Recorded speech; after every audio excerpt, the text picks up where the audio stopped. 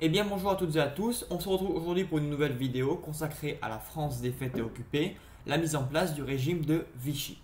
Alors cette période historique est étudiée dans le secondaire, normalement en troisième et en terminale. Le but ici c'est pas forcément de reprendre tout le cours que votre professeur aura fait, mais d'apporter des éclairages si jamais vous n'avez pas compris un détail ou que vous voulez revoir un point.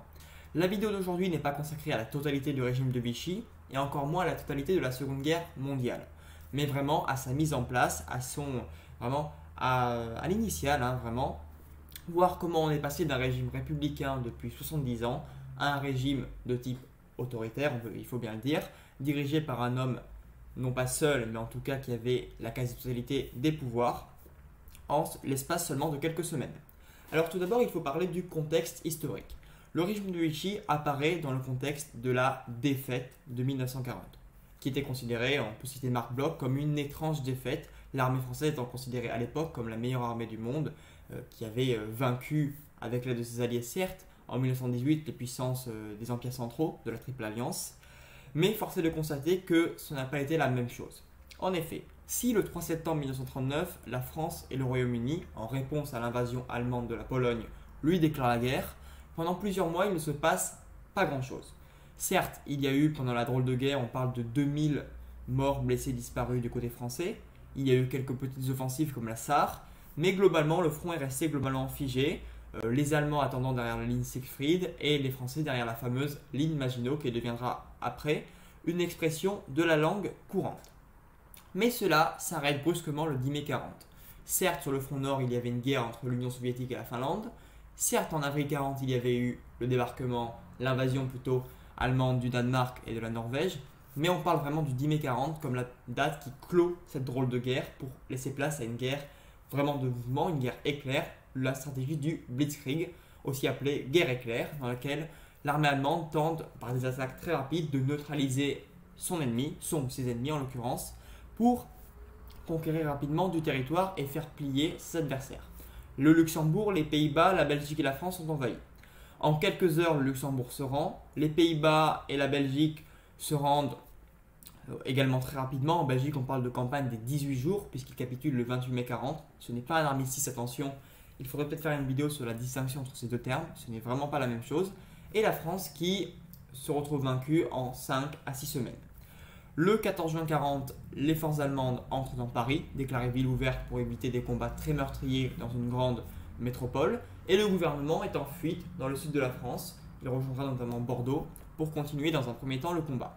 3 jours plus tard, le maréchal Pétain, président du Conseil des ministres, lors d'une allocution à la radio nationale, annonce son intention de se rapprocher de l'adversaire devant la nécessité de cesser le combat. En tout cas, c'est l'argument qu'il avance, en exposant notamment qu'il avait trop peu d'hommes et que la fin du conflit semble inéluctable. En tout cas, c'est l'opinion qu'il prône. On va maintenant passer un petit peu plus en détail à ces jours, voire à ces heures qui précèdent l'armistice, et comment cette défaite entraîne vraiment la mise en place d'un nouveau régime. Alors, la mise en place du régime de Vichy, on parle d'abord de l'arrivée de Pétain au pouvoir. Pétain n'a jamais été président de la République. C'est quelque chose que certaines personnes peuvent parfois évoquer par un abus de langage, mais Pétain n'a jamais été président de la République. Il a, après la démission de Paul Reynaud, qui était l'ancien président du Conseil des ministres et qui vraiment souhaitait poursuivre le combat, mais qui s'est retrouvé isolé. Il démissionne le 7 juin 40 et Pétain est appelé par le président de la République, Albert Lebrun, à diriger le pays. Alors, vous avez entendu que j'ai parlé de président de la République. La France de la Troisième République, c'est-à-dire de 1870 à 1940, est un régime de type république parlementaire, c'est-à-dire que le Parlement a un pouvoir bien plus important que le président de la République. Dans notre régime actuel, une république semi-présidentielle, le président a pas mal de pouvoir vraiment et le Premier ministre est plus en retrait en théorie.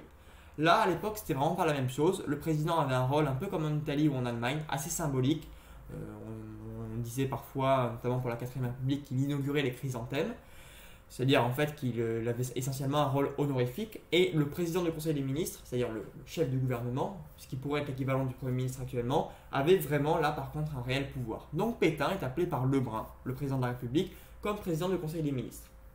Donc le 17 juin 40, il fait l'allocution dont je vous ai parlé, et il se heurte d'emblée à une volonté de résistance de la part de De Gaulle. Alors De Gaulle, qui à l'époque n'est vraiment pas connu, il était colonel, il a été nommé général pendant la bataille de France, notamment avec certaines belles perspectives comme à Montcormet, où il montre vraiment une belle aptitude avec les chars à repousser au moins pour quelques heures les forces allemandes. Mais il fait partie donc du gouvernement Reynaud comme sous-secrétaire d'État à la Défense nationale et à la guerre. Et le 10 juin 40, alors qu'il est à Londres, il lance un appel contre, on peut vraiment parler de contre-appel par rapport à celui de Pétain, à poursuivre le combat en évoquant notamment que plusieurs puissances mondiales, évidemment on peut penser aux États-Unis ou à l'URSS, n'ont pas encore vraiment tiré leur épingle du jeu. L'URSS est alors un allié, on peut dire de facto, de l'Allemagne nazie, bien qu'il soit totalement opposé idéologiquement, en tout cas sur certains points. Ils ont envahi conjointement, on peut dire, la Pologne. Ils ont partagé, l'Allemagne nazie a laissé l'URSS envers les pays baltes en 1940. Et donc on peut dire qu'actuellement l'URSS est plutôt du côté de l'Allemagne nazie, même si ça changera véritablement par la suite. Mais bon, c'est pas le sujet totalement de la vidéo, donc on reprend vraiment le droit chemin. Le 22 juin 1940, l'armistice de Rotonde est signé dans le même wagon de train qui avait servi à signer l'armistice de 1918. Comme quoi, vous voyez, les symboles sont toujours assez importants et il y a vraiment une volonté de prendre une revanche par rapport à 18 du côté allemand, défaite qui a été très très mal vécue de l'autre côté du Rhin. Enfin, on va arriver à la mise en place du régime proprement dit.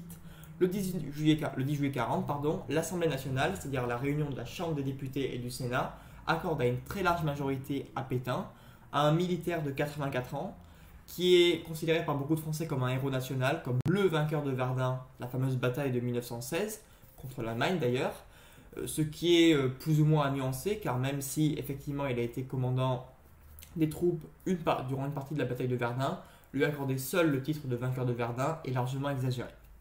En tout cas, il bénéficie, en raison de sa carrière, il a notamment un âge très avancé, 84 ans surtout pour l'époque, comme quelqu'un en qui on peut avoir confiance, en tout cas, et aussi comme un maréchal républicain qui s'est tenu éloigné des combats des ligues d'extrême droite contre la République. Le 18 juillet 40, donc, l'Assemblée nationale lui accorde à une très large majorité, 569 voix contre 80. Je ne compte pas les abstentions, mais vous voyez que c'est vraiment une majorité très très très importante des suffrages exprimés, les pleins pouvoirs et le charge de promulguer une nouvelle constitution de l'État français. La République est alors de facto abolie. Alors de facto, qu'est-ce que ça veut dire? De facto, ça veut dire que textuellement, il n'y a pas accorder les pleins pouvoirs à Pétain ne revenait pas à supprimer intrinsèquement la République. Mais cette décision va avoir pour conséquence en réalité la fin du régime républicain tel qu'on le connaissait depuis plusieurs décennies en France. Pétain doit promulguer une nouvelle constitution qui garantira les droits du travail, de la famille et de la patrie. Et c'est vraiment dans ce texte qui lui accorde les pleins pouvoirs qu'on peut vraiment trouver la future devise du régime de Vichy proprement dite, où le travail, famille et patrie remplacera la devise républicaine, liberté, égalité, fraternité. En tout cas, j'espère que cette vidéo qui est maintenant terminée vous aura plu. N'hésitez pas à la liker, à la commenter et à vous abonner à la chaîne, ça me ferait vraiment très très plaisir. On se retrouve rapidement pour de nouvelles vidéos, notamment sur cette période, un petit peu plus tard dans l'histoire, ou sur d'autres aspects de différentes périodes historiques, notamment la Seconde Guerre mondiale. Au revoir.